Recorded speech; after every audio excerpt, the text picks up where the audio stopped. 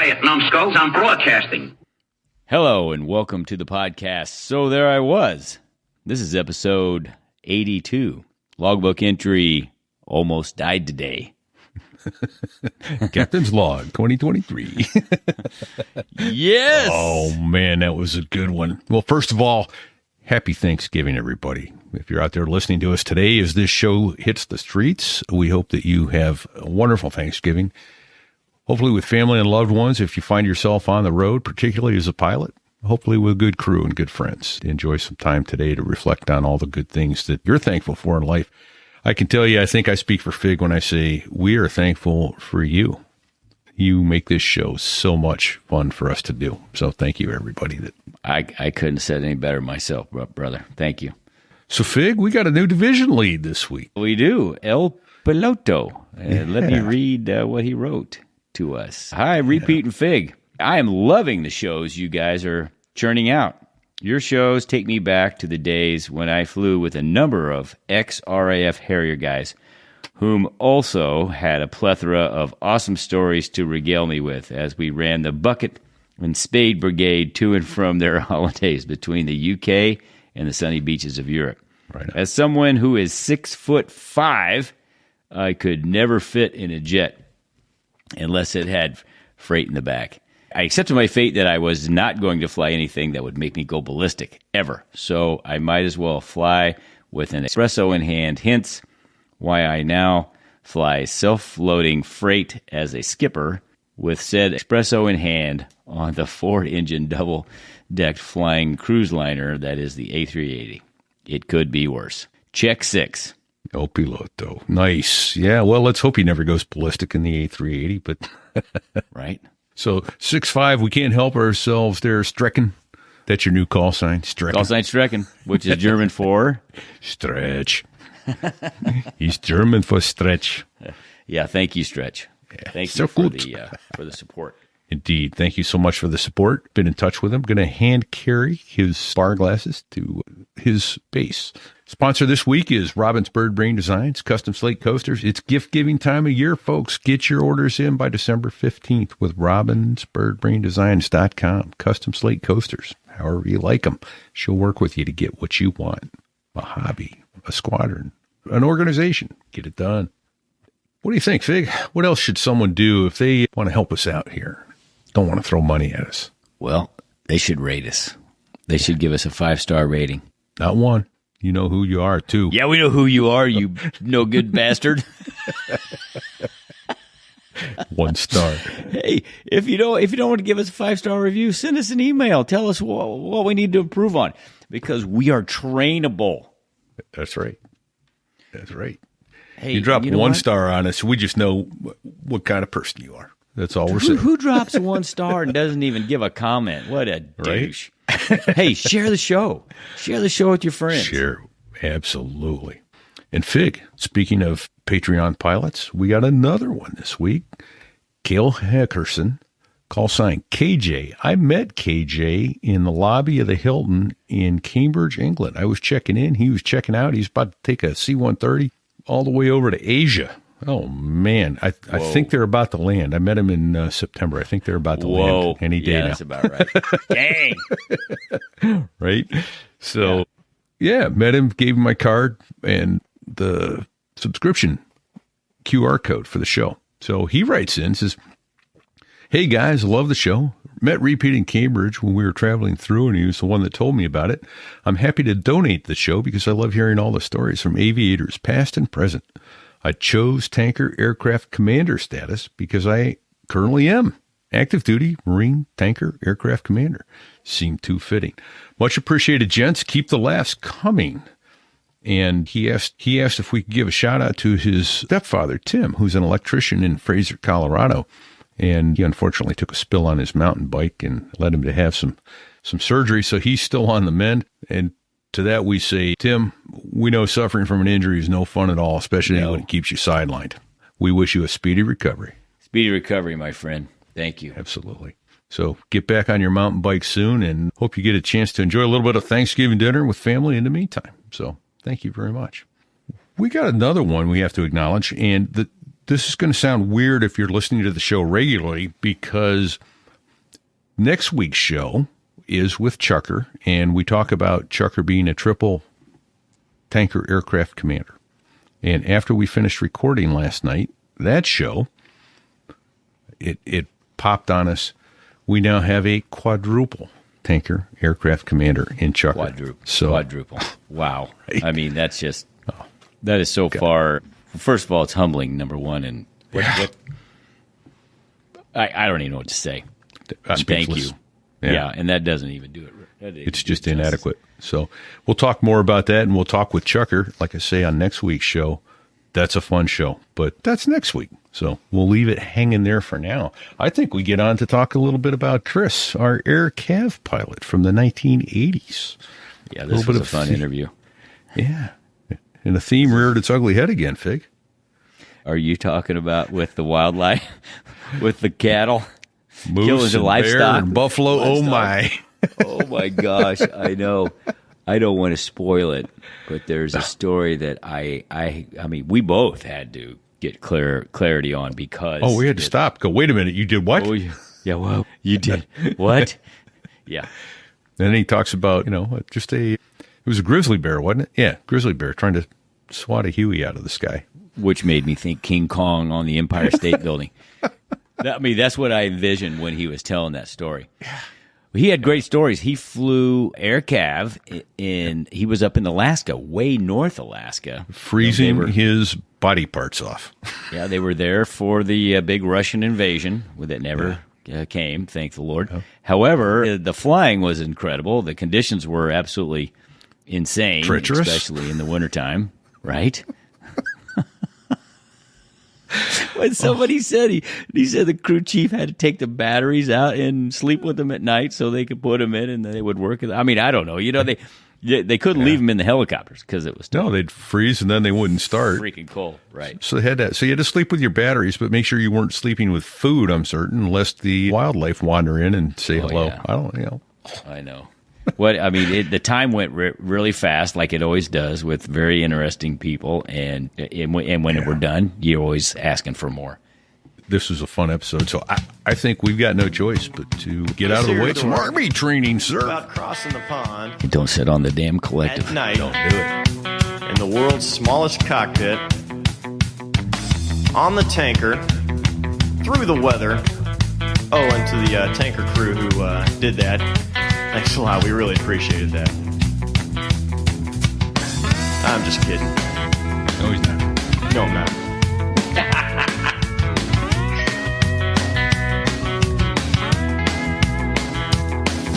Well, there I was, crossing the pond, and you could see that I wasn't exactly fond. So there I was in a cloud of snow looking through a green NVG toilet paper tube, rolling a little to the left thinking, what you going to do now, Captain? Oh, shit. Little scary. That is how all great aviation stories begin, which is So There I Was. Welcome. This is Fig coming to you from Denver, Colorado. And where is my co-host tonight? I'm home for one more night, then I've got to go to work. Repeat here in Lee, New Hampshire, and we have with us tonight an Air Cav pilot from the 1980s era, back when they were throwing money at the Pentagon like it grew on trees. It was a good time to be on active duty.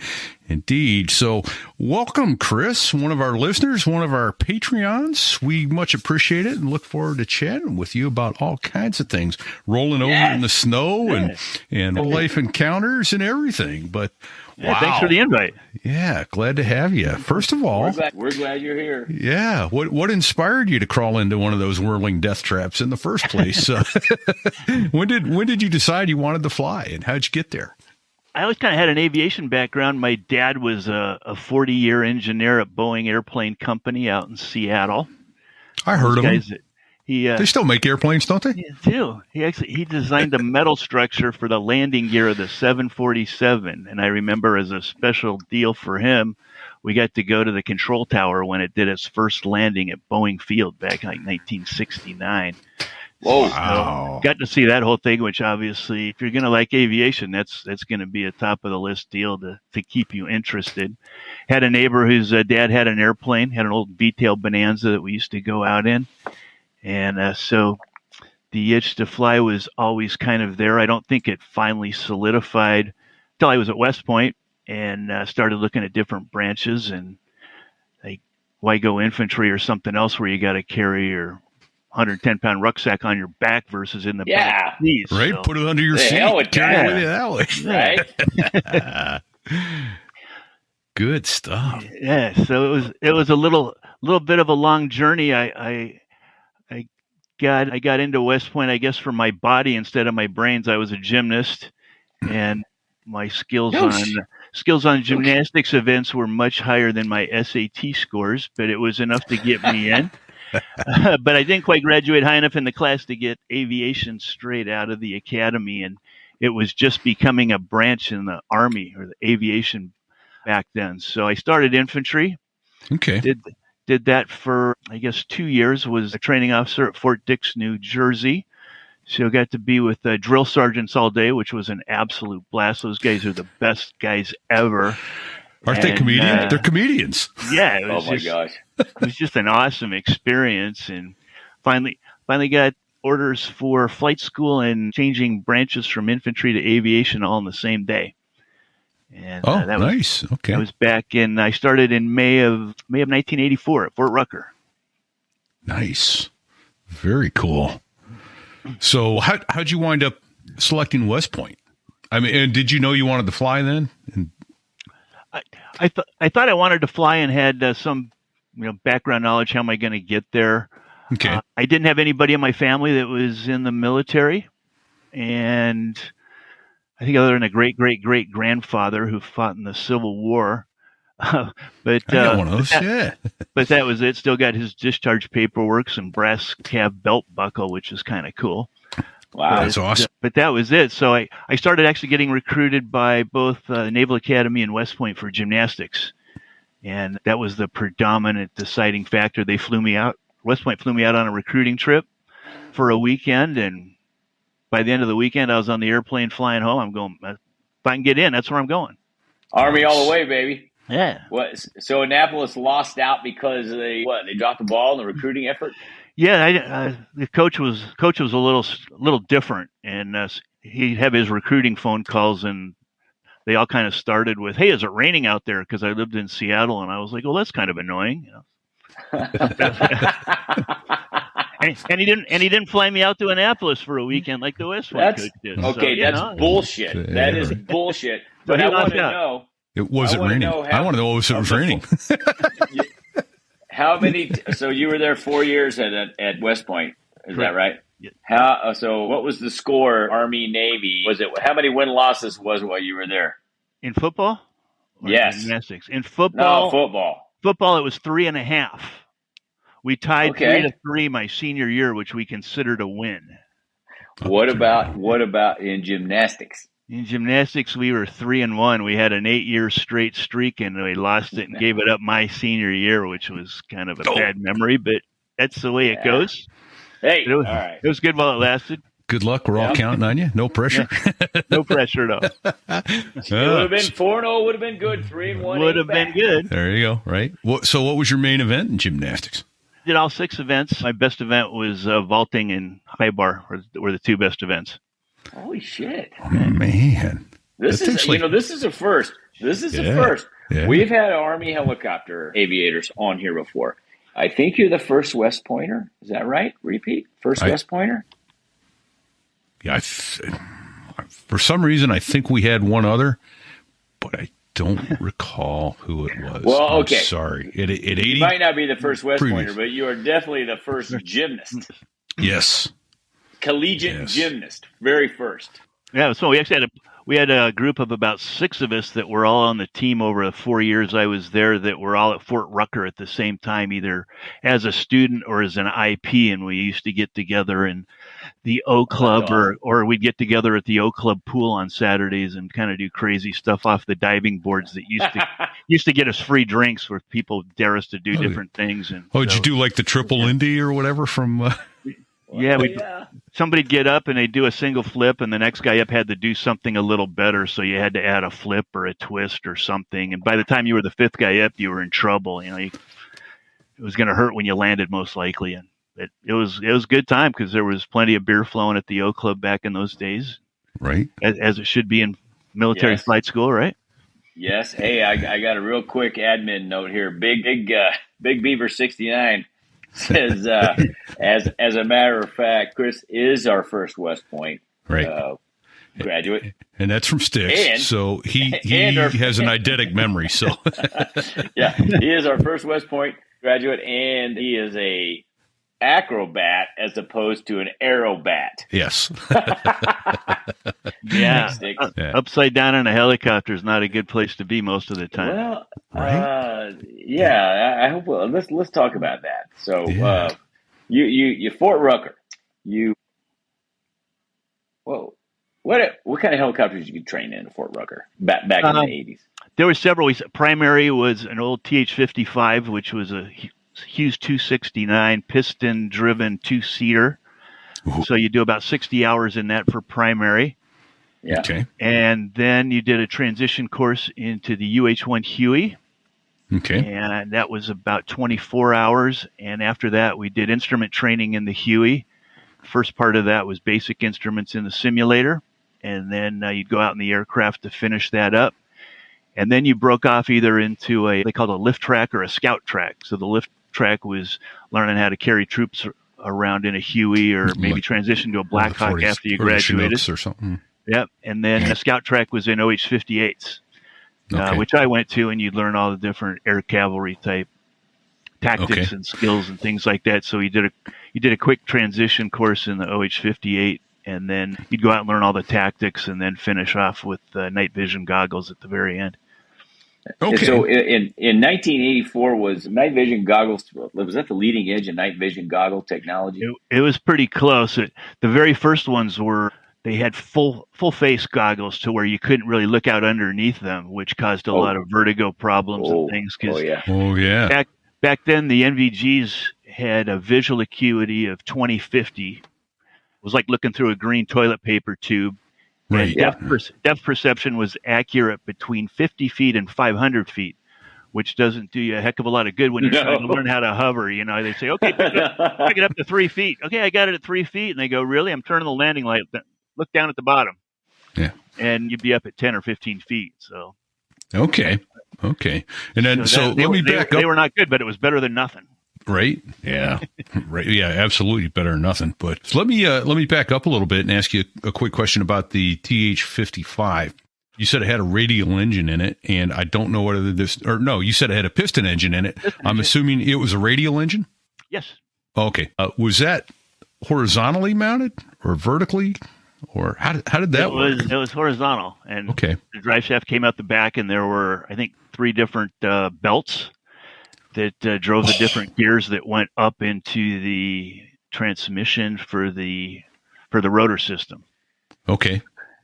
This sounds horrible. Or I can remember back. That was a long time ago, but I'm picturing it in my mind because that was part of the pre-flight. You had to check all those rubber bands to make sure that they weren't frayed or coming off. Right, because if any one of those rubber bands snapped during flight, it sounds like you were done. Sounds like you're doing an auto rotation. Yeah. Oh boy. We've heard about these auto rotations, which were kind of fun. If they were controlled, it was a lot of fun. Yeah. Oh boy, is this great! So how long did it take to get your head around hovering and auto rotation and all that kind of stuff? We hear different amounts of time. Apparently, one of our guests, Lawman, who just hopped in a helicopter and did it when they said do it, but he flew Blue Angels, so. Lawman's not your average. He is not your average pilot. No. His bar is up here. We all operate down here. So. Yeah. Yeah. The hardest part was learning how to hover. And at the time, we had one instructor pilot to 2 students, and you'd have one student go out with the IP, and you'd fly out to a stage field somewhere, and the other student would take a bus out. You'd fly for 2 hours, and then the guy who took the bus would switch out and fly. But the guys that were on the bus, you'd go out to this stage field, and you'd watch the hover field which is where they were teaching people how to hover.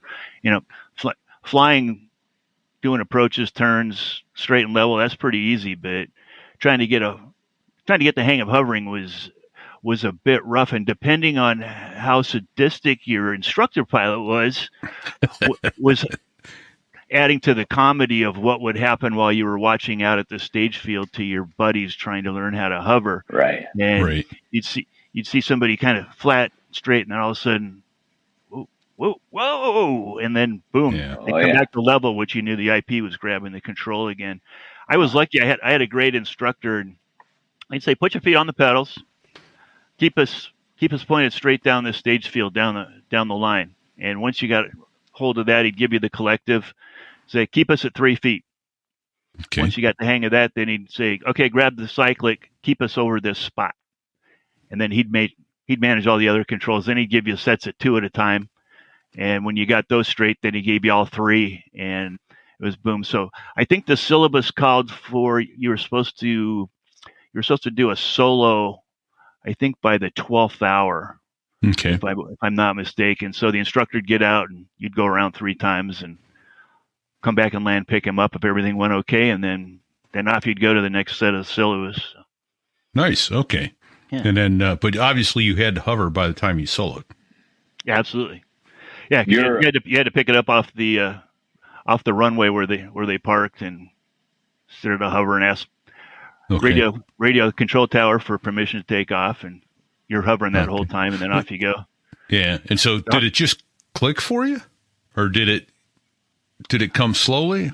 Or it sounds like this guy had a great technique to teach. Yeah, it was pretty quick. Yeah, that's excellent. I did pretty well all the way through. I was at or near the top of the class pretty much all the way through, and I think a lot of that came natural, maybe from some of the coordination from gymnastics, who knows what. But it was also I had some great IPs. I did not have a bad IP all the way through. You get guys that were yellers and screamers, and I had guys that just wanted to teach you how to fly the best you could fly, and nice. It really lucked out that way, especially from the very beginning. The guy said, you make sure and go home and study your butt off on all the emergency procedures and limitations. You come back in and you have those set the next day, and life is going to be good for you. And then you go out to the hover pad where, Fort Rucker, Alabama, when it was 100 degrees during the middle of the summer, and you'd get in that big greenhouse just saying, stop the pre-flight checks. Just let us get this big fan going and cool this thing down. But, right. It was an adventure. Okay. Sure. I got a question for you, Chris. Instructor pilots at Fort Rucker, predominantly warrant officers, or were they commissioned, or were they regular officers, or mixed bag? What say you?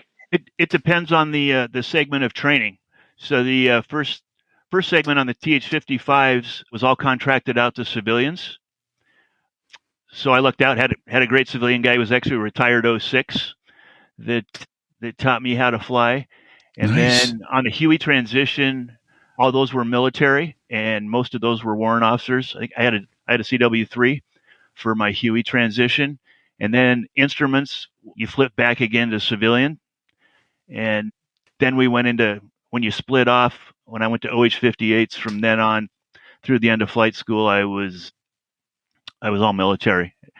And had a W3, and then I think in NVGs, I had a captain who was the commander of the training squadron, or the training group that we had. So, but that was all military at the end. So it was kind of a split back and forth between civilian and military. Well, that's cool. I really had no idea. In about 1984, I was getting really rushed hard by an Army recruiter, because I already was in college and I had a private pilot's license, and he was like, You need to be a warrant officer. You need to we can send you to Fort Rucker tomorrow. We could have ended up there about the same time, but I was just always curious about that. No, that sounds awesome. And then a couple other questions about flight school. Stick said, "Hey, ask about pulling the collective and drooping NR, which is, I'm assuming, your main rotor rotation speed." And I don't know what I'm supposed to ask about that, except I imagine if you pull the collective too hard, you're changing your blade angle and screwing your NR up, and you're going to come out of the sky, right? Yeah, most of that was, if you lost RPM, it was you either pulled the collective too hard or too much, and it would drain energy off of the engine, or it could have been an auto rotation where they'd put the engine to idle, and you'd end up coming down with just all the air coming up through the fan. And if you pulled too much collective, you'd lose that inertia on the rotor speed of the rotor blades, and it comes down. So there were a couple different ways. There were other ones, especially on the TH55 in primary, you had a separate throttle that was hooked to the collective. Once you got to the Huey and the OH58, the RPM was all managed inside the system, so you didn't have to worry about it. But on the TH55, you also had to manage the throttle. So if you didn't have enough RPM pulled in and you started pulling collective, it'd droop and you wouldn't have enough, and you kind of bang down a little harder than you were supposed to. Whoops. Yeah. It's like getting behind the power curve on your angle of attack. It sounds like, Yeah, a lot of stuff going on there. A lot of moving parts, man. I don't know how you Hilo guys learn to spin all those plates at the same time. So we Chris, we normally ask, so in flight school, did you ever have your hand on the ejection seat handle? But so that really didn't count. So in flight school, did you ever let go of the collective? I mean, did you ever have to auto rotate because something happened, or did you? I know helicopter guys don't really call them crashes; they just call them unscheduled landings. Yeah. Did you? No, I never had an engine failure, but I did have an interesting event, which was one of those logbook entries of almost died today. And nice. Those are always good. As I said before, you'd have an instructor and you'd have two student pilots. And when we went through the Huey transition course, it was a 24-hour segment, and you'd go fly 2 hours, and you'd be in the right seat. Instructor pilot would be in the left seat, and whoever the student pilot was would be back in the jump seat, and off you'd go. So anyway, my stick buddy through the Huey transition course, which was 24 hours of time, was Lieutenant Tarek from Tunisian Air Force. He was part of the Allied Exchange Program, where foreign countries that didn't have large enough training programs to train their own pilots would send them over to the U.S. and pay us millions of dollars to let them go through training. No. I don't think you got paid millions of dollars to go through training with him. I could be wrong. I did not. Uncle Sam did. That's right. Paid Uncle Sam millions of dollars. Yes, but made me pay for it with sweat, and I thought I was going to die about every day when he was at the controls. It was by far the worst pilot I've ever flown with in my life. And part of the syllabus, so it was 24 hours total, and by the 18th hour, you were supposed to do what they called a supervised solo.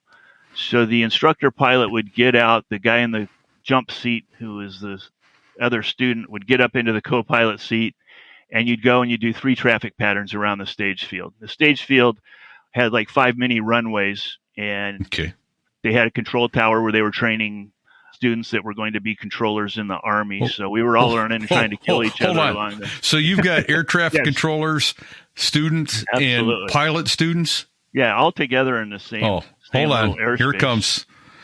Hey, Fig, what could possibly go wrong? No, I was thinking the exact same thing. Is this the Allah will save us? Yes. Okay. Yes. Okay. Yeah. Okay. Keep. Yes. Please continue. Yeah. So I think I did my supervised solo about hour 14 or so. Did my 3 traffic patterns. Everything's good. So we got to the 17th, 18th 2 hours training block. And I'm thinking, man, Labiti's got to do this supervised solo today, or he's going to get set back a class, and which nobody wanted to do. And right at the end of the 2 hours, instructor pilot said, "All right, Lieutenant Tarek, it's time for your supervised solo. Go ahead and park over here on the hover pad and put it at flight idle." So he did that, and instructor pilot said, "All right, let's remember the rules here. You do 3 traffic patterns, either normal approach or steep approach. Lieutenant Adams, you're only allowed to grab the controls in the case of an emergency. And everybody understand the rules." And I'm like, "Yes, sir. Yeah, no problem." So I get out the back left of the aircraft, and instructor pilot's crawling out the left seat. He unplugs his mic cord, and as soon as he does that, he grabs the side of my helmet, pulls it out, yells up into my headset, underneath my headset, so I could hear him, saying, "Don't be afraid to grab the controls if you feel uncomfortable." And I'm like, wait, you just told me not to grab the controls. I got like a total of 70 hours of flight time now, right? So, like, oh my God, and here this guy is, he scares the crap out of me every flight period. I'm going, I'm going to die. So off we go. Oh. And the first traffic pattern, it wasn't pretty, but it wasn't scary. You know, it was a little high, little low, little fast, little slow. Because he had these big bulging eyes, and he'd just be bouncing like this and didn't have a cross scan at all. And he'd just be like this. And so we did the first one. I'm like, oh, thank God, 1 down, 2 to go. And the second one, we go downwind, and we're turning base, and I still remember the tail number of this aircraft because he goes, oh, 67 November, right base, normal approach. Right, Roger, 67 November, cleared approach end lane 3. Roger, approach end lane 3. So he turns, we're on lane 3. And I think he got approach end and departure and screwed up maybe with his English or whatever. Shit. But there were 2 other Hueys that had already landed and were hover taxiing down to the other end so they could go again. So I think he was thinking of maybe flying over the top of them, which wouldn't have been a good thing either. So I said, the BD, you're getting a little steep for a normal approach. And he goes, what do you mean? And I said, you got to land right there. Okay, I do steep approach. So we start dropping. He bottoms out the collective. We start dropping like a bag of bricks. And I'm like, oh, boy. We're either banging it on the concrete or we're torching the engine at the bottom, neither one of which I want on Chris's records. So I thought about it a second. I said, well, he told me I could grab the controls. So I grabbed the controls. Tower lane 3, go around, 6-7 November. Roger, all other traffic, please hold. And meanwhile, Lieutenant Tarek's fighting me on the controls. Mr. Hicks, I only grab controls in case of an emergency. And I said, we're going to crash at the bottom. We're dropping like a bag of bricks. Let go of the controls now. And he said, it's okay. Allah will save us. And I said, no, me and you got a different main man upstairs, and mine's telling me to take the controls. Let go now. So I went around, did the traffic pattern, came around, landed, went over to the hover pad, swapped out with the IP. We went back to the main airfield because it was at the end of the training period, shut the aircraft down, and IP said, all right, Lieutenant Tarek, why don't you take the survival vest back to base ops, and Lieutenant Adams and I will do the post-flight inspection. So as soon as he was out of earshot, he says, what happened? So I told him the story, and he's laughing his balls off and just like, I told you to be okay. And I'm like, man, why'd you do that? He goes, because I know you can handle it. Me? I'm like, no, that wasn't what I signed up for. I want like 200 hours before I play IP. Yeah, you don't put a student pilot with 70 hours total time. I just don't get it. I get that you need 2 crew members in a helicopter, but to put 2 students together and counting on one to save the other. Especially one that wasn't really competent. Yeah. No. Well, see, Allah did save him. He put you in that seat that day. So. I think we have a good title for this episode because I don't know. That's pretty damn good. Well, that's good. I like logbook entry. Almost died today. And I do. And I like that one too. Yeah. Holy shit! I got 4 or 5 of those that are in there. And it was funny. I lost my logbook for it must have been 5 or 6 years, and I ended up finding it in a box that I had set away in the basement somewhere. And when I finally pulled it out, I was like, "Oh, cool! I still got it," and was showing it to my boys. And they're like, "Dad, what does that entry 'almost died tonight' mean?" So it'd be a good story to tell the kids. And they, "Oh man, that's crazy, Dad." And I go, "Yeah, it was pretty stupid." Holy cow. So Sticks said the Navy did that too, that they had to go with another student. So apparently Sticks was the weak one because they put him in with another Marine student. So, busting your chops, Stick, because we can. Equal. If they put Coast Guard and Marine guys together, that's good. It's when you start putting Coast Guard and Marine guys with the Navy guys, you know that where the weak spot is.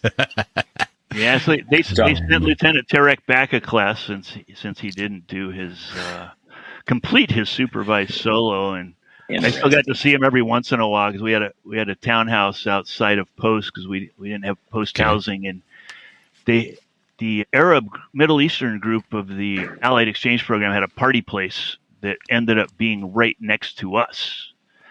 So, they weren't supposed to drink or carouse or any of that stuff, but that all happened at the place right next to us. Well, that's within sight of Mecca or something, I think, but I don't know. Weird. I don't know those rules, but it's something like that. So, No, I don't know. no kidding. It's funny how that works. I know. Man. So out of flight school. Yeah. Where'd you go? First post. Yeah. I went to Fort Wainwright, Alaska, up in beautiful Fairbanks, which I got to in, I guess it was March of '85, and was stationed in E Troop 1st Air Cav, which was a scout troop that had OH-58s, Cobras, Hueys, and an infantry blues platoon that would go out and do cavalry type maneuvers and protect the interior defense of the state of Alaska from the communist horde coming across the Bering Strait in case that happened. So that was our mission, and learn how to train in the cold weather in case that was ever needed. Well, in Alaska it is. In Fairbanks, Alaska, it's colder than the Will Digger's ass in the wintertime. I mean, really cold, but it's not. Yeah, it's dry, but it's cold, right? Yeah, it's cold. I think every way you can really kill yourself in an aircraft, especially a helicopter, you can get into about every flight up there. So great place to learn how to really fly out of flight school. Yeah.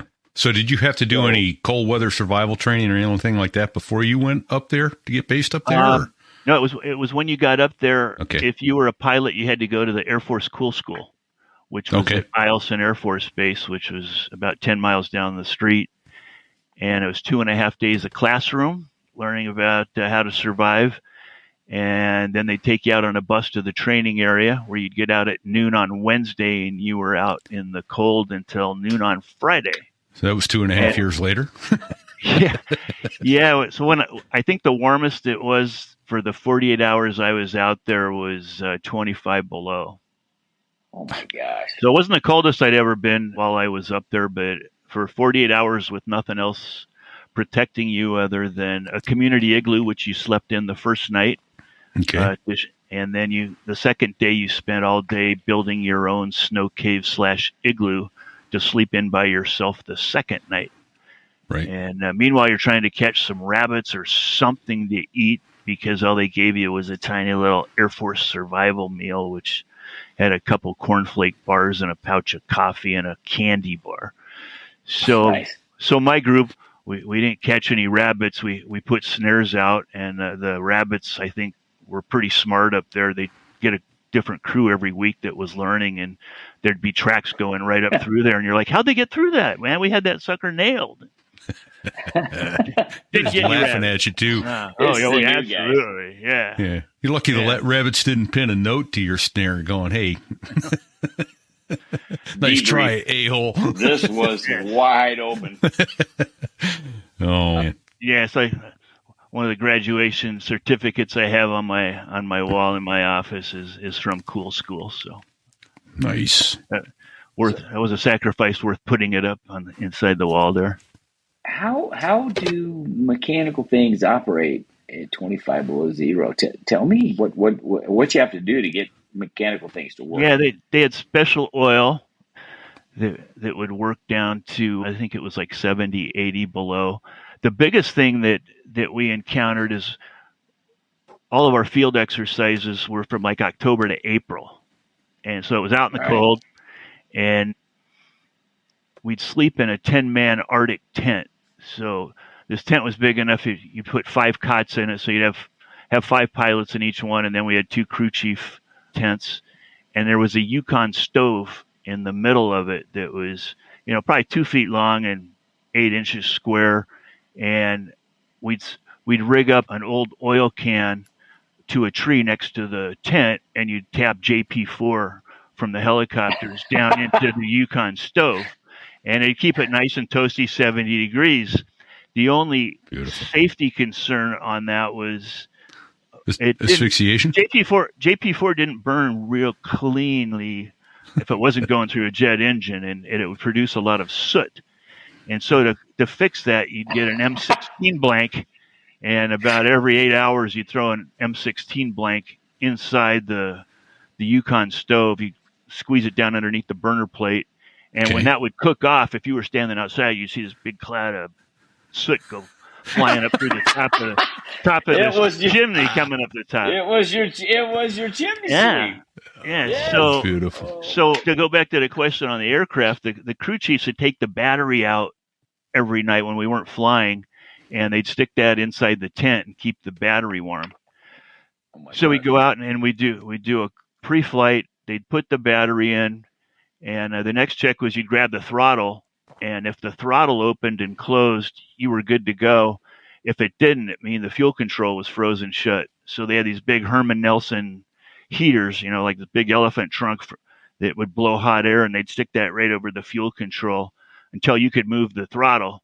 And once you could move the throttle, clear, and start it up, and off you'd go. They flew great when it was that cold. Those molecules of the air were put together. You never had to worry about over temping or over torquing. But did you have to preheat?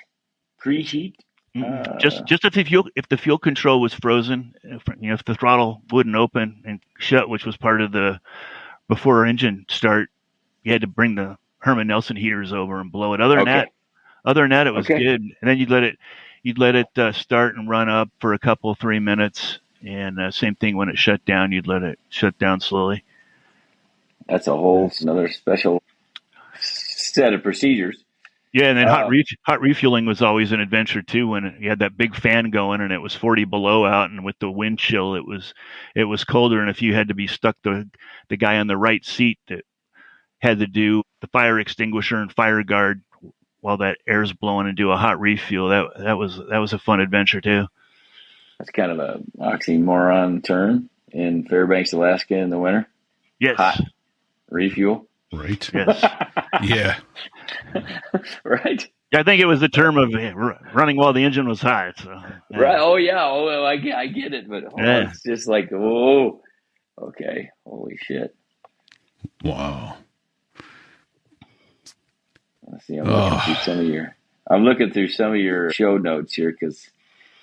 So is this a story from when you were in? Oh yeah, when you were in Fair? Yeah, it must be. 2 Army pilots ordered to shut down aircraft by 2. Oh yeah, that was Air Force Special Police. That was my first and last introduction of landing on an Air Force base. Why your last? Because you just never went there again. Never had to do that again, thank goodness. But we were out on a field problem. It was a 2-week-long FTX, and to be able to refuel out in the woods, they bring in this big 10,000-gallon blivet, a big tank of JP4, and they'd come and you'd put the blivet out, and then they'd bring trucks in and fill the whole thing up. And before you would use it, we had to make sure that there was no debris or anything else that would come in and from the truck into the blivet or whatever. So we had to check it out at a lab, and the closest lab was at Eielson from where we were at. So we took 2 bottles that we took a little sample out of the blivet, and I was the S1 at the time, got the S4, and the two of us flew in. This was like a week into this field exercise. This was our second one that we had done. And it was a good deal because we got to go back in and sit where it was warm for a couple hours while they did the testing and get some real food. So we went in, parked the aircraft, went in, dropped off the fuel sample, and got done. They came out and they said, "Here's your paperwork. Everything's good." We said, "Okay." And we had been on a field flight plan, a tactical flight plan to fly into Eielson. So we didn't file with the FAA or anybody else. It was just all tactical. Called the control tower when we came in. "Hey, we're on tactical flight plan. Where do you want us to park?" They told us. We parked, got the fuel all done, went back through base ops, talked to the operations scheduler, said, "Hey, are we good to go? We're still on this tactical flight plan, right? We don't have to do anything special." "No, you're all good. Just, talk to the tower when you're ready to go." Okay. So off we went. 2 of us got in the aircraft, started it up, and we were just about ready to call the tower to do a takeoff from where we were parked. Right. And this SP security police Jeep came flying up with its lights going, stopped in front of us. These 2 guys jumped out, and they're going like this. And I'm going, what? And Right. They're giving the cut. They're giving you the cut sign. Shut it down. Yeah. They didn't find this amusing or whatever, which led to M16s being pointed at us along with shut down. And I turned to my buddy and I think we screwed something up. I don't know, but we better shut down because we got M16s pointed at us. So you got two captains sitting in having M16s pointed at us by two enlisted E2s, and on This blows my mind. Something's Deadly not right force. here. Something's not right here. So by the time it got shut down, we got out and we're like, "Hey, what's going on? Get down on the ground." So they had these two captains face down on the tarmac when it's 20 below zero out. Oh my gosh! What is wrong here? So they said, "You didn't call the tower," and I said, "We weren't ready to take off." Yeah. Well, you got to call the control tower on an Air Force base before you're allowed to start your engine. Oh And my I go, well, gosh. why didn't they tell us that when we were in base ops? Right. I said, Army base, you call ground when you're ready to taxi, and you call the tower when you're ready to take off.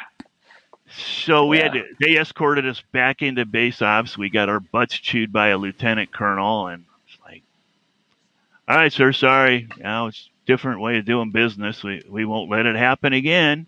Can we go now? So we went out, called the tower before we cranked the aircraft, and they gave us permission, and off we went on our merry way. But still remember two captains being face down with an M16 in our necks by two E2s, and I was like, this is interesting. Yeah, interesting. They're probably laughing their butts off, but we were not. No, we're not. When not you have even a M16 little bit funny. pointed at you, that's not funny at all. Nobody likes that. Yeah, I had a similar experience crossing a red line in Kunsan, South Korea, on my walking from a Harrier into base ops, and I'll tell it another time. But yes, I feel your pain. Yeah. Same type of treatment. Yes. Yes, I'm wearing full regalia, G-suit, torso harness, carrying my helmet. All I need to do is make sure the flight plan's still in. I crossed a red line, and you would have thought I pulled a pin on a grenade and threw it in the wing commander's office. Right. The cavalry came. Yeah. I had a similar one. I was at Kadena, and they pulled the vehicle, the MP vehicle, in front of my airplane while I was taxiing. Like, in retrospect, had I known then what I know now, I should have just run the airplane into the damn car. Go, I didn't see him. How's that working out for you, smart guys? You just damaged a $35 million jet instead of having tower call and say, stop and hold your position, please. That would have worked just as effectively. So wow. Inter-service rivalry, I think we called it. Yeah, exactly. So I always referred to that red line on Air Force bases as the Les Nessman line. And for those who aren't old enough, there was a show back in the 70s called WKRP in Cincinnati. And they had a newsman in there whose name was Les Nessman. It was a little AM station in Cincinnati, Ohio. And it was a sitcom. Yeah, a sitcom. And the station didn't have enough money to give everybody offices. And so Les Nessman, the newsman, was ticked off about it. So he put yellow tape on the floor around his desk. And if you walked up to his desk to talk to him, he wouldn't talk to you unless you stood at the place where he had put a dashed line, which was the door and knocked. If you crossed his line without knocking, he wouldn't talk to you. So that's why I always called the red line at the Air Force Base a Les Nessman line. That's a good. I couldn't have said that any better, bro. That's awesome. Perfect. Yeah. Yeah. All right. Stuff So drives you nuts. You led this whole thing with, I believe, this. You were in VGs, snow blowing, right? Yeah, again, what could go wrong? Yeah, NVG, what could possibly go wrong? Yeah. What could possibly go wrong? Yeah. So could you put cross the T on that story? So several of the very scary things that you could do in a helicopter in Alaska. One was landing on top of snow, especially if it was just come down, because that big fan on top of your aircraft would blow it all over the place. And as soon as it started blowing, if you hadn't landed and put it down yet, you lost all reference with the ground. And if you're still in the air at a hover, back in those days without any autopilots to be able to hover, it was never a good thing.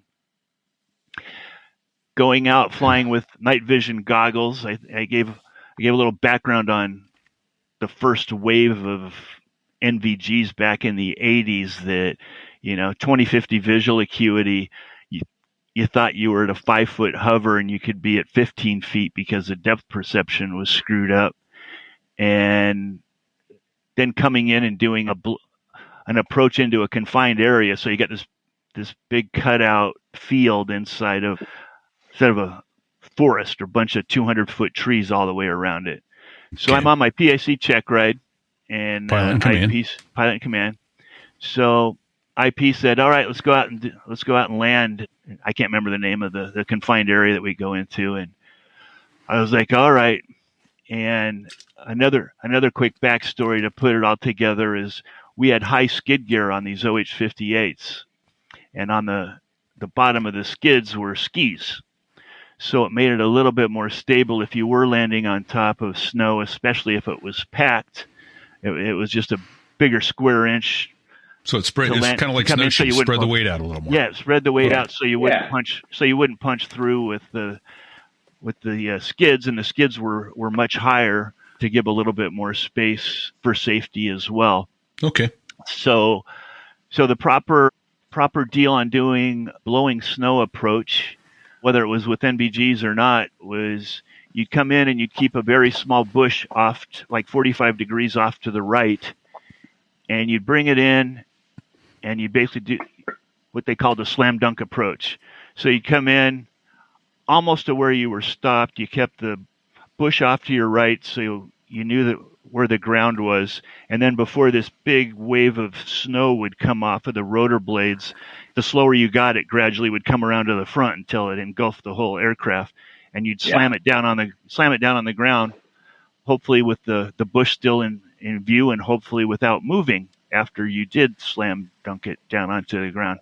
So you add into the frailty of night vision goggles as well and having crappy depth perception and everything else. So in I came. Everything was perfect. I had the bush off to the right. Everything was good. I slam dunked it, and I thought everything was good.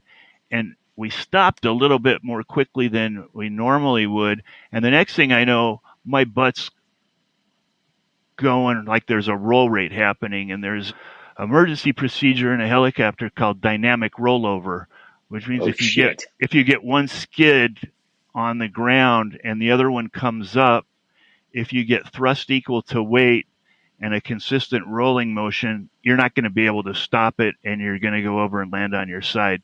So that's what I'm thinking is happening to me right now. I'm thinking, okay, the skid got caught in some heavy snow or whatever, and my right skid didn't, and now I'm getting ready for a crash. So everything I learned in flight school about dynamic rollover went through my brain in about 100th of a second, including thrust equals weight. And I threw the cyclic over to the right, and I felt it stop a little bit. And I go, I got more thrust than weight, and I yanked full collective. I'm doing an instrument takeoff because now I can't see anything.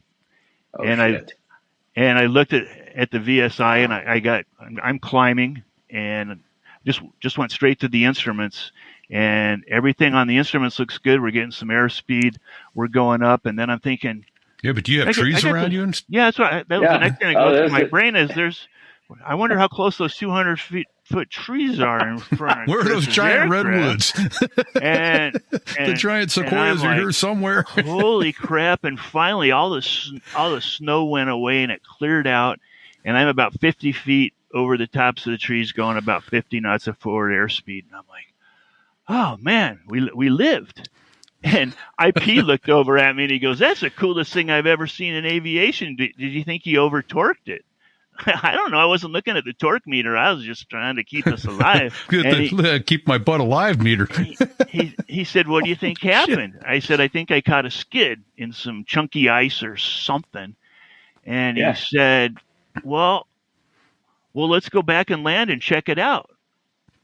And I go, controls are yours. I am never flying again until I have whiskey at least once. So he wanted to see what happened so badly as a teaching point for the next guy that was going to go through to keep it from happening, that he went and landed, and sure enough, there was this big chunk that had gone into this crusty snowbank from the front of the ski on the skids, and that's what kind of stopped us. But I think that was probably the closest of ever crashing and balling up an aircraft and potentially dying. You know, the thing with all of that was I saved myself, but this one was kind of like, ooh, that was pretty stupid. It's like every stupid thing you can do in an aircraft, weather-wise, everything else was all put into one. And it's like, why are we doing this? I'm never flying again unless I have whiskey once. So I have whiskey at least once. At least once. So he took it back and landed it. So is that what happened? Did it catch a skid? Yeah, it did catch us. It catch the front of the ski. Okay. Into a big bucket of crusty ice. So there was like this big cutout notch. Up into this, snow. So it was interesting because he said, I want to figure out what we can do as a teaching point. And a couple of weeks later, they had a guy that was don't land in the snow at night. They took a guy out that was a W4, and he was the OH-58 test pilot in the maintenance platoon. And he didn't get NVG qualified when he went through flight school because he'd been out for 20 years. And so they were doing on-site NVG qualification. And he was going out through the end of that for his PAC check ride. They took him into the same confined area.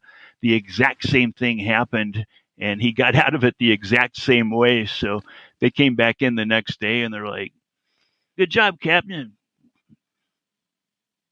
58 test pilot did the exact same thing and got out of it the exact same way. So I was like, yeah, good for him, man. Yeah. Fig and I can sit here and go, man, that sounds like a good job. But Sticks, being another rotor head, goes, yeah, that was good, recognizing that. That's huge. Because your other option is, if you hadn't gone around, you'd have basically dug your main rotor in, right, and been done. Yeah, we would have kept rolling to the left. Continue rolling. It would have landed on the side, and as soon as those rotor blades got into the ground, they would have stopped pretty quickly and blown off, and we would have been stuck out there where it was cold, hoping somebody would come out and find us. and land in the same crappy conditions you were in. Right. Yes. With even more confined, because now there's a helo balling up part of that space. And holy smokes. And then, so rolling to the left, I forget, Sticks was telling me that one of them's bad. Depending on the direction of your main rotor, if you roll right, it pushes the rotor head aft. If you roll left, it pushes the rotor head forward, and you get to meet it. Is that or do I have it backwards? It has to do more with the torque from the direction it's going. Okay. And you got more torque if you're rolling to the left. You're probably going to roll over a little bit more quickly, but I had more thrust, so it may have stopped the. Yeah. So what I'm asking, I guess, is so quickly. If you're sitting in the cockpit and you look up at your rotors, is it going clockwise or counterclockwise? It's going counterclockwise. Okay. And so if you go to the left, it's going to pull the main. It's going to try and push the main rotor head aft when that left wing digs in. Repeat. Right? I know. Want you to stop. I'm trying to do public math here, folks. It's more the tail rotor. It's more the tail rotor. Shit right out of me. It's more the tail rotor that counteracts the way that it's going. Okay. Here's the thing. Don't fly helicopters, and you don't have to worry about this crap, people. Yeah. People do. Some of that aerodynamic knowledge is 40 years old, so it's a little crusty in there going, oh, yeah, what was that? Oh, they terrify me. That bastard Stick sent me a video of all these dynamic, what'd you call it, dynamic rollover? Yeah. Yes. Yeah. He sent me a video of that. I think he sent it to both of us. Oh, yeah, he did, and it was terrifying to watch. It scared the living shit out of me. What I've learned about here, why would anybody ever do this? Here's the main point I've learned over my years about helicopter aerodynamics. The more I learn, the less I know, the more terrifying it is. Those things will kill you 6 ways to Sunday before, I mean, you can. You can really run hose out yourself. of thrust. Yeah. You can run out of thrust with the tail rotor. So you run out of left pedal, and all of a sudden you're spinning to the right. And they say the emergency procedures to roll the throttle off and do a hovering auto rotation because that'll stop the torque. Well, that's what I would do, but or to try and fly out of it. And the only time I ever got into it was over that previously mentioned 10,000 gallon Blivida JP4. And our POL guys hadn't placed the landing ports for refueling in the right direction. And there's a bad deal if the wind's coming over a certain direction over the main rotor system, it'll help stall the tail rotor a little more quickly. And I think I spun around about 3 times. And fortunately, it weather vaned again because I'm thinking, I can't do the hovering auto rotation over 10,000 gallon Blivida JP4 because that probably sets the earth on fire, me included, with a big boom. Yeah. It's like crossing the streams, right? I lucked out. I lucked out and got weather vaned again with another gust. And remember just sitting there at a 50-foot hover with a Cobra in line behind me getting ready to refuel. And they're like, Captain, that was really cool. We didn't have our video cameras out. Can you do that again? We want to see that. I'm like, no, I'm going back over and parking in my bivouac site and let one of my warrant officers that's like a real highly trained pilot to come over and fill up with gas. Another potential title, right? That probably sets the earth on fire. Yes. Yeah.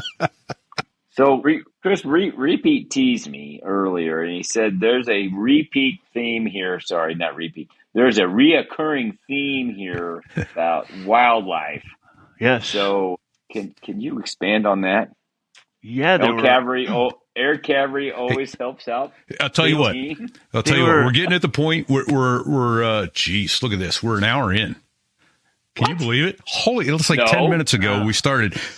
So what I'd like to do is a real quick thanks to Robin's Bird Brain Designs, and we'll be back in about a minute, and we'll get into the wildlife stories. Here at So There I Was, we're proud to welcome as a sponsor Robin's Bird Brain Designs. Looking for a unique and thoughtful gift? Well, look no further. At robinsbirdbraindesigns.com, they specialize in custom slate coasters that are sure to impress. Imagine having a set of coasters personalized with your squadron logo and call sign, or even your aircraft tail number and instruments. Whether it's for your aviation enthusiast friends or a special someone in your life, their custom coasters are the perfect way to show that you've put some thought into getting that something special for someone truly special. But it doesn't stop there. They can also create coasters with any organization logo and printing that you desire. From military units or sports teams, they've got you covered. Their high-quality coasters are made from durable slate, ensuring they'll stand the test of time. So why settle for ordinary gifts when you can give something extraordinary? Visit robinsbirdbraindesigns.com today and let them help you create custom gifts that show just how much you care. Because when it comes to thoughtful presents, they've got your back.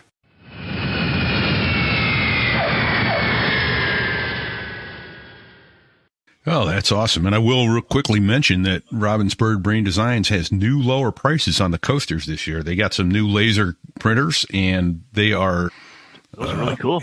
Able to do those much faster. Yeah. So get your squadron logo or whatever other organization that you have, get them on there, and you'll be good to go. So, all right.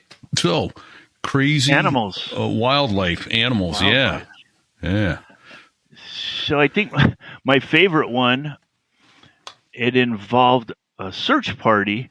And the previous night, there was a Cobra that went out on a night training mission, and it was all unaided, no NVGs, and they had to navigate and find a couple of areas on their 1/50,000 map, and so it was all time distance heading. Okay, we're gonna fly a certain time, certain distance, certain knots, and hopefully we find the place. And I think they had set a 200-foot altitude to do all this. And at some point, about 45 minutes into their flight, they happened to run into the top of a tree. Wow. And they kept flying, but it knocked off the TSU, which is a telescopic sight unit. Oh, okay. Which is what's used by the designated gunner to track the thermal sight to track the TOW missiles weapon system. And it's pretty expensive. I think it was $100,000 piece of equipment way back when. I'm sorry to interrupt. What kind of airplane was this? This was a Cobra. Cobra. So Okay. it was our Cobra platoon had been out doing some training. Okay. And I found out about it. I came in the next morning, and troop commander was like, Chris, I need you to take out maybe 3 of your aircraft, go find out what the time distance heading quotients were for their training mission last night, see if there's any way you can go out, find a needle in a haystack. Maybe you can find this broken tree, because hopefully it was just a strange tree that was 50 feet taller than all the other ones around it. And they snapped the top off. And because that's their bullshit story. If we find that, then maybe we can find the TSU. And we won't have to claim it as a Class C mishap. So off we go. And I was out flying with one of my warrant officers. And sure enough, about 45 minutes in, we saw the top of a tree that was like 90 degrees bent over, snapped over. And we're like, wow, holy crap, maybe we found it. And, it's the right time. It's the right location according to where they think that they hit it. And we started looking around, and there was a big confined area cut out probably within 50 meters or so where we thought this TSU might have landed if it got knocked off and kept going straight. Let's be heroes. Let's land in the confined area. Let's go walk around a little bit, see if we can find the TSU. So we land in the confined area fairly close to the one side of the trees that this thing's at, that we think. Put everything down to flight idle. We friction all the controls down, because it was like 20 below out, and we didn't want to stay out a whole long time, and we didn't want to shut the aircraft down and then have it not start back up because it was frozen or whatever. So we go. I think we got about 10 minutes we can go walk around before we got to worry about running out of fuel to get back to main camp. And so off we go, and we start wandering around. We find wait. the tree. I'm sorry. I got to interrupt.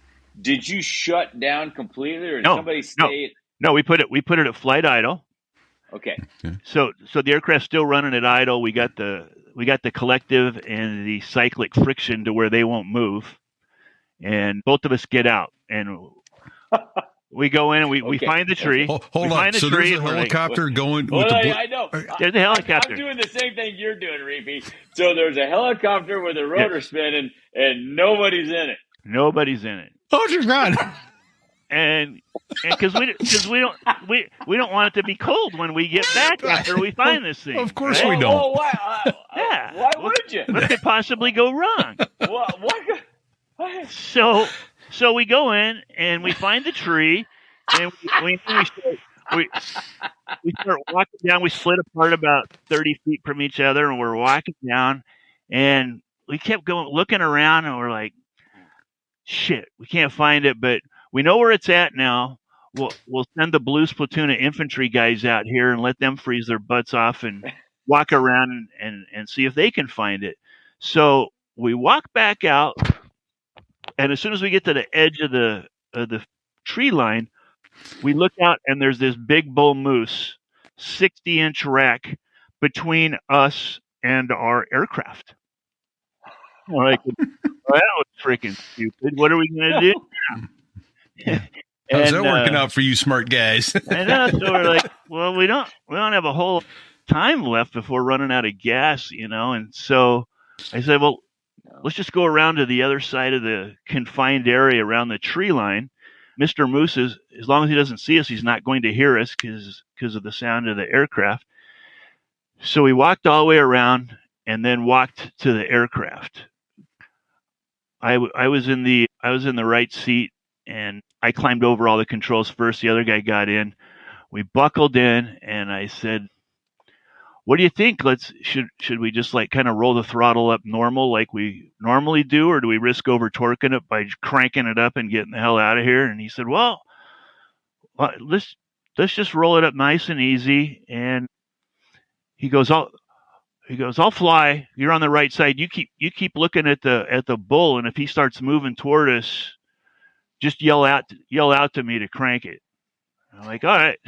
So we're gradually rolling it up, and I think we're about halfway up to full throttle, and this thing looks, and I don't know if he looked at me, he's like, oh, I'm going to get these guys, and it starts hauling ass toward us, and they go, out of here now.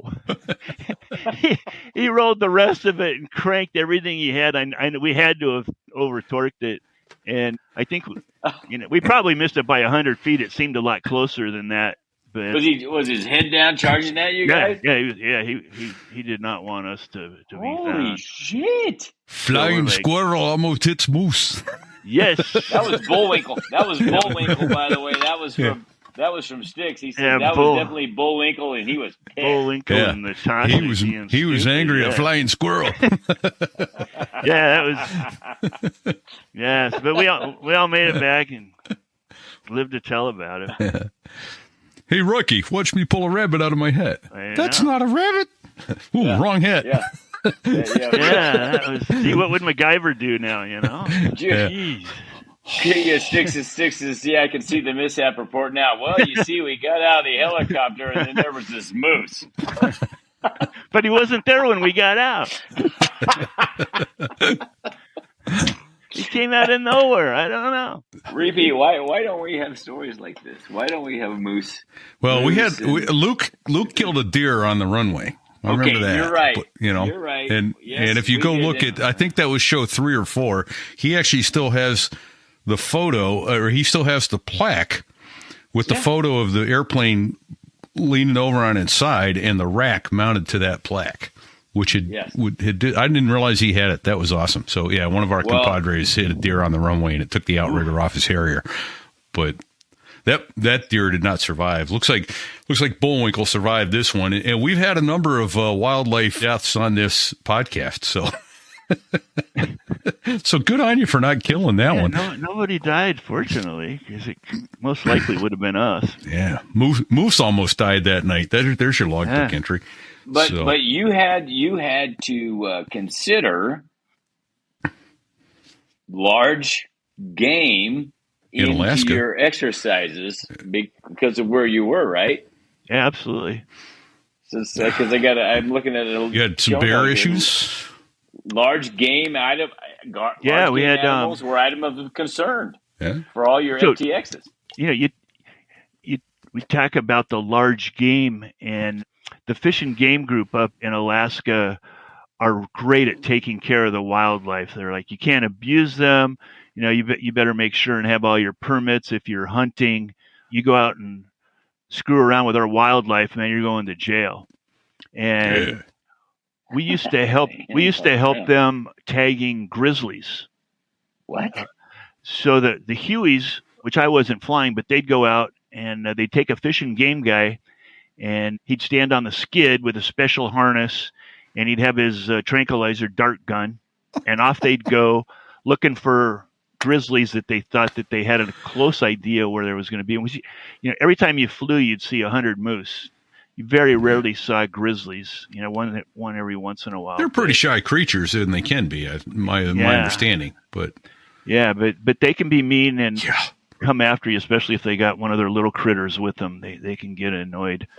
But so we heard about it when the crew came back in. They were still shaking their heads, and they were shaking because they went out and they got low and slow because they'd get down at like 20 knots and they'd get real low to where the tranquilizer dart would go in as far as needed and knock the thing out so they could land, and then the fish and game guy'd go out, tag it, they'd get back in the aircraft and come back. So on this one particular one, they got low and slow. The guy shot it with the dart, and it didn't knock the thing down, and he got pretty pissed off and got up on his back paws high enough. These things were huge. They'd be up 15 feet between the bottom paws and their top paws. And when the aircraft flew by, it hit the skids, boom, and made the aircraft go this. And now you got a fish and game guy laying out almost horizontal, looking at this bear face to face. And bear going, try to shoot me, huh? So they went around, and I guess they they shot it one more time a little bit more carefully and waited till it was down for 10 minutes before they they landed and then got it tagged. And that one had some notes attached to it, so file on the tag number that almost knocked the Huey out of the sky. Yeah, because like King Kong, it's just swatting at airplanes and yeah. It's just like, no, we're not going to do that today. No. Okay. Yeah. Actually, we had another one. We had another one. If you got time, that we were, let it rip, man. We were starting a 2-week field exercise, and we had it at a place called Fort Greely. And so in Alaska, there's Elmendorf Air Force Base and Fort Richardson that are in Anchorage. You got Eielson and Fort Wainwright that are up in Fairbanks.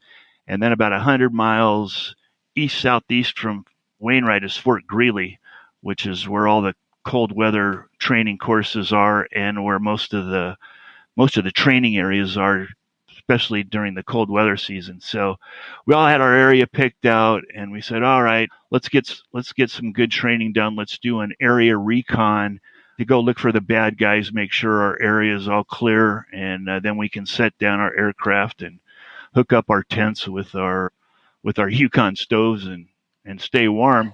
And we got out there. I was in the lead OH-58, and I had a Cobra with me, and we got right to where my tent was supposed to be, and there's this big buffalo that's standing motionless. And there are 2 bison herds up in Alaska. There's one that's, I think it was like 20, 30 miles south of Fort Greely, and then there's another one about 100 miles north.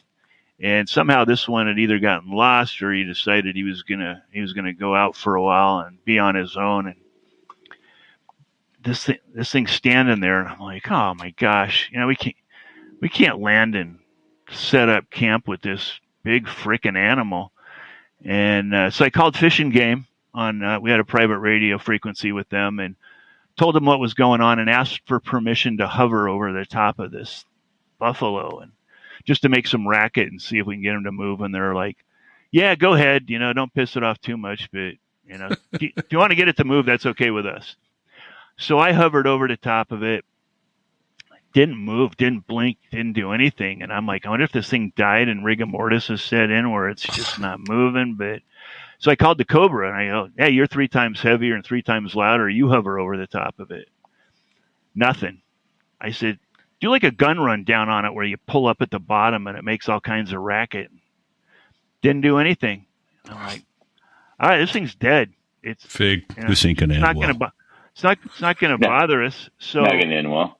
No. So it actually did. We just said, well, we got to do this FTX. Where else are we going to go? We'll move over a little bit, and we did. And 3 days later, we woke up in the morning and it was gone. No idea where it went, but it sat in that same place, stood in the same place without moving. It didn't lay down, didn't do nothing other than stand there, and he left. Wow. So tired. Way less scary than a bull moose sticking its nose into the GP media. Well, there's or a bear trying to swat you out of the sky, but Yeah. So, hey, Sticks has a real quick question. What was the mission of the OH-58, and did you have any defensive weapons or ordnance? Or I had a 38 special revolver strapped to your hip. Okay, strapped to my hip. That was it on the OH-58s.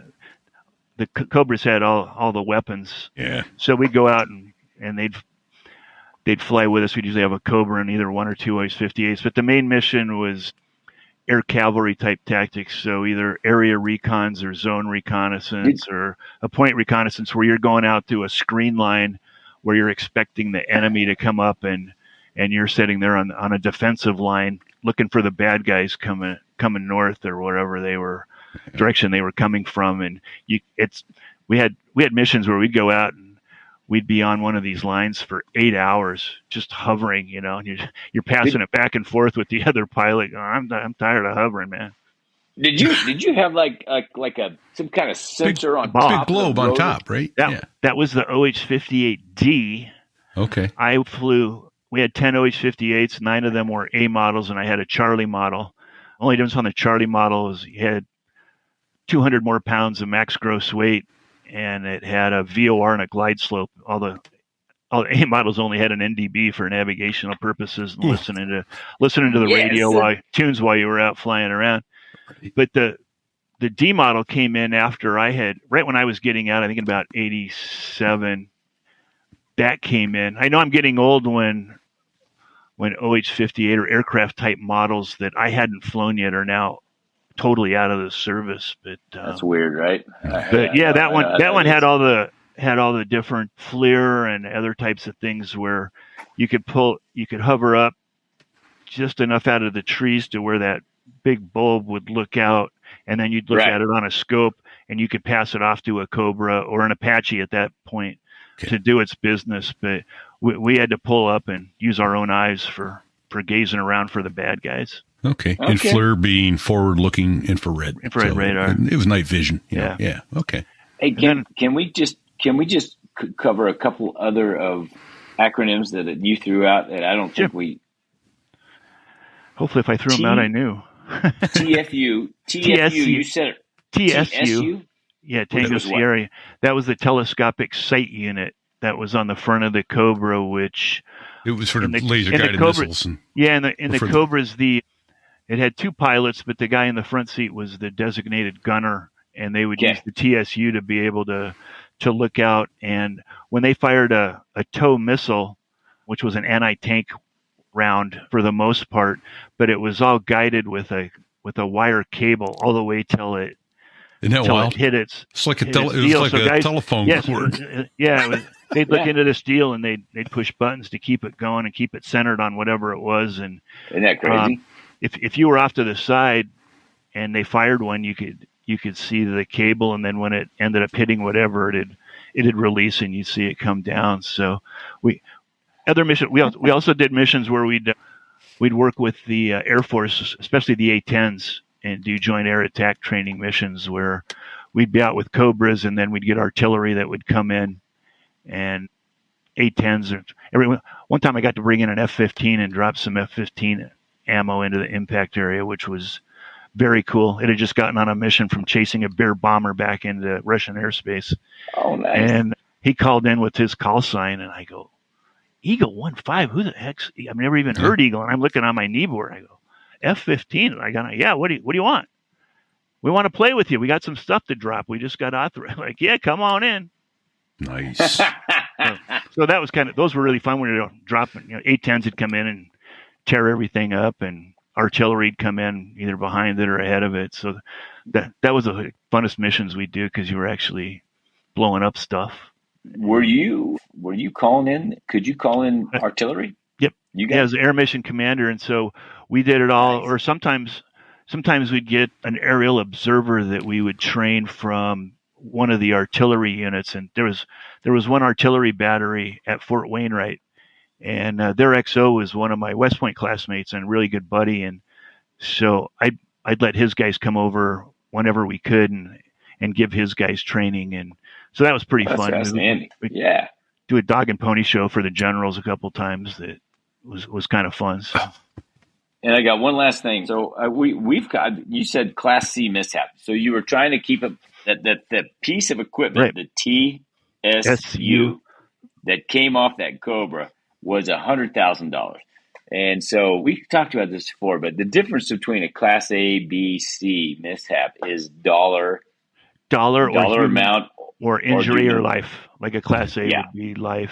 So I think they went down to Class E, I think, but I think Class C was where a commander could start having it affect his career. That's all we had in our community was A, B, and C, and then hazard report after that. So if a lieutenant got hurt, that was a hazard report. If Captain got hurt, a Class C, you could keep it under $100,000. It was not even a Class C, so the commander wouldn't have to report it, right? Which is what I think happened when we ended up with a couple of Harriers that were hail damaged. The canopies were consumables. Like tires and brake rotors and canopies, little stuff like that. Man. Well, this has been fantastic, Chris. Thank you so much. I had a lot of fun. Thanks, guys. I really enjoyed it. I wasn't sure how this would go, and that was fun. It seemed like it was 5 minutes. I know, right? I know. Oh Where did this go? Well, unfortunately, we have to land this plane. My company says I have to go to work tomorrow. They're not going to pay me, the cheap people that they are. Unbelievable. Bastards. Yeah. Had a bunch of people listening Thank you, tonight guys. live. So thanks for joining us live. We appreciate the input, the comments, the questions. Those are great. You can always listen on or watch us when we record. I try to put the word out on Facebook when we're going to do it. And then we get Rumble and YouTube and Facebook.com and all that good stuff. But we need to get some thank yous out here. I think first and foremost, thank you, Chris. Thank you for your service. Thank you for your sacrifice, you and your family putting up with. Thanks, guys. Thank you for your service as well. It was a privilege. Hey, yes, and it really was. And thank you, because I got a core workout. I really did. It was awesome. Yeah, absolutely. And today's the 13th, but let's say thank you, because first of all, we had a 248th United States Marine Corps birthday last Friday. Hoorah, Semper Fi, do or die. Chase Cole, happy Cole. birthday, Marine. Thank you for being on here with us, and thank you for managing our Facebook page and being our number one fan. That's and huge. thank And you hey, all. hold on. While you're mentioning Chase Cole, he wrote, and I sent it to you, Fig. I don't know if you saw it or not yet. He wrote I don't have it in front of me, and I meant to do it. Go look at our Facebook group. So there are facebook.com/sothereiwas.us. Find our group. He wrote a birthday message for all Marines. And Shit, I haven't seen that. I sent you the link. It's how, and he even put a line in there about Chesty taking off faster than Fig spit gristle. All right, It is creative and outstanding, like you wouldn't Chase. believe. So yeah, thank you, Chase. That was I was laughing my ass off reading that. So very well done, sir.